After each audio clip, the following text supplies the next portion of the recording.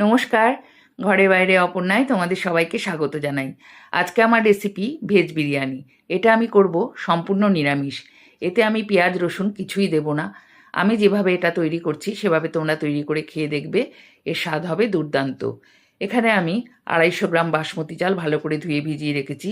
এখন একটা পাত্রে বেশ খানিকটা জল নিয়ে তার মধ্যে দিয়ে দিলাম গোটা গরম মশলা, জয়িত্রী, তেজপাতা, নুন, সাদা তেল আর খানিকটা পাতিলেবুর রস আর এক টুকরো স্লাইস করা পাতিলেবু।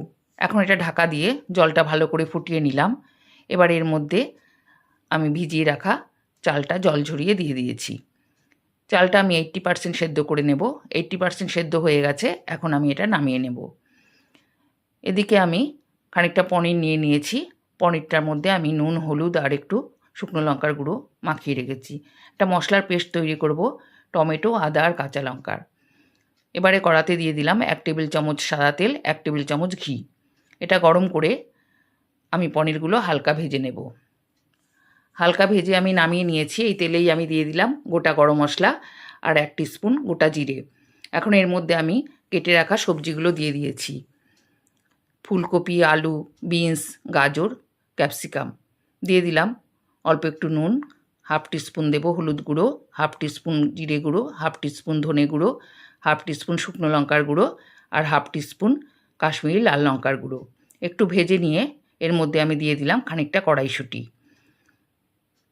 আর এর মধ্যে দিয়েছি বেটে রাখা টমেটোর পেস্টটা আর দিলাম 3 টেবিল চামচ ফেটানো টক দই। টক দইটা আমি একটু চিনি দিয়ে ফেটিয়ে রেখেছিলাম, সেটা দিয়ে দিলাম।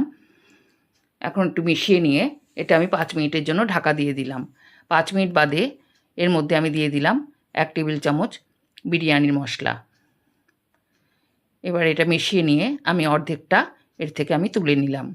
এটা আমি পরে ব্যবহার করব। আর অর্ধেকটা রেখে আমি এর ওপর থেকে দিয়ে দিলাম অর্ধেকটা চালের ভাত।